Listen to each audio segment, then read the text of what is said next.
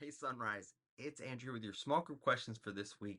So we move through our Advent series on expectations, coming to the expectation of kings. So this is probably the most familiar one throughout the Old Testament, looking forward to Christ.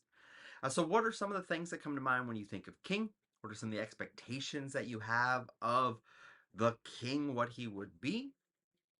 And again, so as we work through our text today, and again, through the sermon itself a little bit, I want you guys to think about some of those expectations and how some of those that you can see when you get to the book of Matthew and Luke, how the expectations of a king then influences some of their thoughts about how Christ is supposed to act. So for our text, we're in Isaiah 9, 1 through 6. And so in this is this prophecy of a child who would be born. And so into this, we have the fact of the coming of the light. What does this text teach us about what the king will do? So, first, we have the fact that light will come into darkness. What strikes you about that phrase? How does a king bring light into darkness? And then from there, we then move from light into darkness into joy and victory. So, into the text, we then have the fact that from those who come out of darkness, experience the light, they will have joy. What are some of the illustrations of joy in the text itself? How does that encourage you?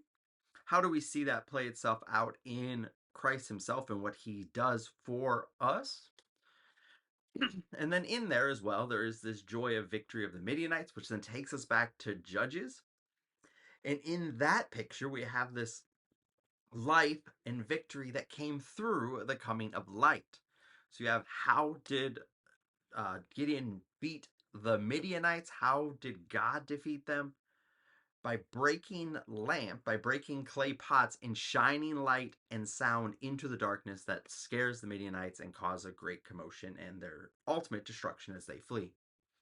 So light came into the darkness and brought victory. So how do we see all these things play out, pointing to Christ ultimately as the king who brings light and victory?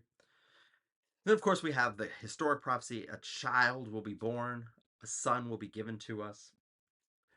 Then we have these four couplets: a wonderful counselor, mighty God, everlasting Father, Prince of Peace. What encouragement comes from these four descriptions? What stands out in these descriptions? We have the divine and the natural all mixed together here as we see even the incarnation in play. Then ultimately, how does this bring contentment in Christ that he is king?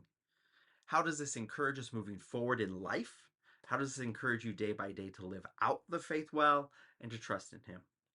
Hope that you'll spend some time in the text and again hearing the word proclaimed on Sunday, and then for the small groups that are meeting, being able to discuss these things a little further. Can't wait to worship with you guys on Sunday. Have a great week.